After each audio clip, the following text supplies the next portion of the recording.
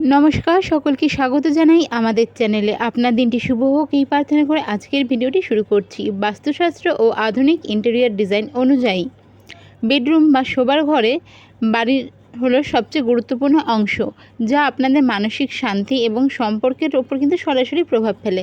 তো এই ঘরে কিভাবে কোথায় কী রাখা উচিত সে নিয়ে আজকে বিস্তারিত আলোচনা। তো চলুন দেরি না করে ভিডিওটি শুরু করা যাক।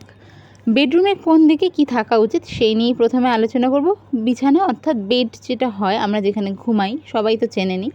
শোবার ঘরের সবচেয়ে গুরুত্বপূর্ণ বিষয় হলো এই বিছানা বা বিছানার অবস্থান।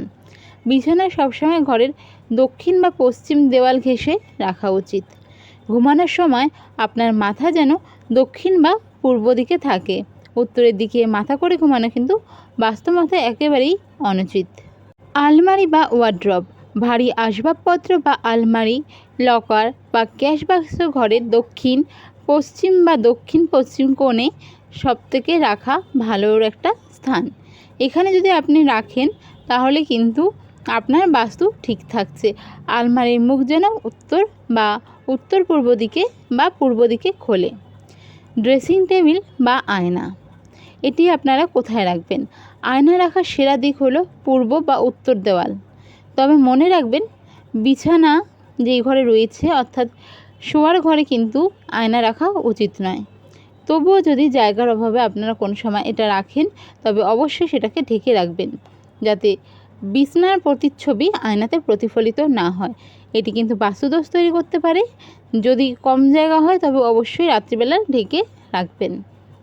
পড়ার টেবিল বা ওয়ার্ক স্টেশন, পড়ার টেবিল যদি বেডরুমেই বাচ্চাদের ক্ষেত্রে হোক বা নিজের ক্ষেত্রে হোক পড়াশোনার জায়গা করতে হয়, তবে পূর্ব দিক বা উত্তর দিকে মুখ করে বসুন। আপনি ভালো করে বোঝার চেষ্টা করবেন যে আপনার ঘরে কোথায় কী রাখা উচিত, কারণ ঘরের স্পেস কতটা সেই সম্পর্কে আপনার ধারণা রয়েছে। তবে দিক কোনটা হবে সেটা অবশ্যই যদি জেনে যান তাহলে আপনার পক্ষে খুব সুবিধা হবে। যারা ঘরের মধ্যে টিভি, কম্পিউটার, কাজের জিনিসগুলো সেট করতে চাইছেন, বেডরুমে টিভি বা কম্পিউটার কোনোটাই রাখা উচিত নয়। তবে যদি রাখতেই হয় তবে ঘরের দক্ষিণ পূর্ব কোণে রাখা উচিত। এবার চলুন জেনে নেওয়া যাক আপনাদের বেডরুমে ঠিক কী ধরনের পর্দা লাগানো উচিত বা কী রঙের। বেডরুমের পর্দা এমন রঙের হওয়া উচিত যা আপনার চোখকে কিন্তু অবশ্যই আরাম দেবে এবং মনকে শান্ত রাখবে। এটা কিন্তু সায়েন্টিফিক্যালিও প্রযোজ্য সব ক্ষেত্রেই। উজ্জ্বল বা উগ্র রঙের বেডরুমের জন্য পতাকা এড়িয়েই চলুন, কারণ রঙও কিন্তু positive energy, negative energy, super positive energy বা উগ্রতা সব কিছুই অ্যাট্রাক্ট করে। হালকা গোলাপি বা পিচ কালার এই রঙের পর্দা ভালোবাসার প্রতীক বলা হয়ে থাকে। বিবাহিত দম্পতিদের ঘরের জন্য কিন্তু এই রঙের পর্দা সবচেয়ে উপযোগী, যা সম্পর্কের মধুরতাও বজায় রাখতে সাহায্য করে।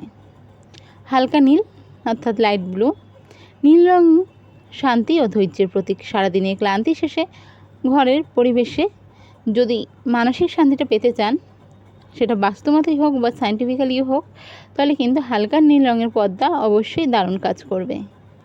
ক্রিম বা অফ হোয়াইট, এই রঙগুলো ঘরকে যেমন বড় ও পরিষ্কার দেখায়, তেমনি মনের মধ্যে একটি ইতিবাচক ও পবিত্র প্রভাবও এনে দেয়।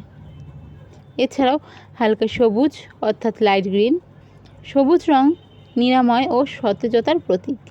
এটি চোখে খুব আরামদায়ক ও ঘরে একটি প্রাকৃতিক আমেজ তৈরি করে। হলুদ বা গোল্ডেন বা লাইট ইয়েলো বলতে পারেন। ঘরের উত্তর বা পূর্ব দিকের জানলার ক্ষেত্রে কিন্তু হলুদ, সোনালি, হালকা হলুদ এই রঙের পর্দাগুলো অবশ্যই ব্যবহার করতে পারেন। উগ্র হলুদ এর সময় এই ক্ষেত্রে ব্যবহার করবেন না, যা ঘরে পজিটিভ এনার্জি বাড়াবে। আর এই সময় আরেকটা জিনিস বলবো, যারা বাস্তু সম্পর্কে এই ভিডিওটা দেখছেন, আপনাদের ক্ষেত্রে এবং আপনাদের পরিজন যারা রয়েছেন তাদের সাথেও শেয়ার করবেন কি এড়িয়ে চলবেন বেডরুমের ক্ষেত্রে। বেডরুমে গাঢ় লাল অর্থাৎ কটকটা লাল, কোনো একটা প্রিন্টেড নিলেন সেখানে ফ্লাওয়ারগুলো লাল, তবুও অ্যাভয়েড করুন। ব্ল্যাক পর্দা কিনেছেন, ছোটো ছোটো ব্ল্যাক বুটি ডিজাইন, অনেকে প্রিন্টেড ডিজাইন করে, ফুল ফল অনেক ধরনের ডিজাইন থাকে, ব্ল্যাক আছে অ্যাভয়েড করুন। ডার্ক চকলেট অ্যাভয়েড করুন, বা এমন কোনো নীল কালার যেটা কালোই মনে হচ্ছে সেটাও অ্যাভয়েড করুন। এগুলোকে কিন্তু আপনি ভীষণ রকমভাবে অ্যাভয়েড করবেন। বাস্তবতাও এগুলো ভালো নয়, সায়েন্টিফিক্যালিও এগুলো ভালো নয়। এই রঙগুলো ঘরের পরিবেশকে ভারী ও বিষণ্ণময় করে তুলতে পারে। তো কারো যদি বাস্তু সম্পর্কিত কিছু জানার থাকে অবশ্যই কমেন্ট করবেন। কমেন্ট বক্স খোলা থাকতে চেষ্টা করব আপনাদের যেগুলো কোয়েরিজ রয়েছে, যেগুলো জানতে চাচ্ছেন সেগুলোকে যত সম্ভব, যত তাড়াতাড়ি সম্ভব আপনাদের সাথে তুলে ধরা বা আপনাদের সেগুলো সম্পর্কে জানানো। আরও যদি কিছু জানার হয় অবশ্যই কমেন্ট করুন, চেষ্টা করব যত তাড়াতাড়ি পারি আপনাদের কোয়েরিজগুলোকে ক্লিয়ার করে দেওয়ার। ভিডিওটি ভালো লেগে থাকলে অবশ্যই সাবস্ক্রাইব, লাইক, শেয়ার করুন। দেখা হবে পরের ভিডিওতে। জয় শ্রীকৃষ্ণ, রাধে রাধে।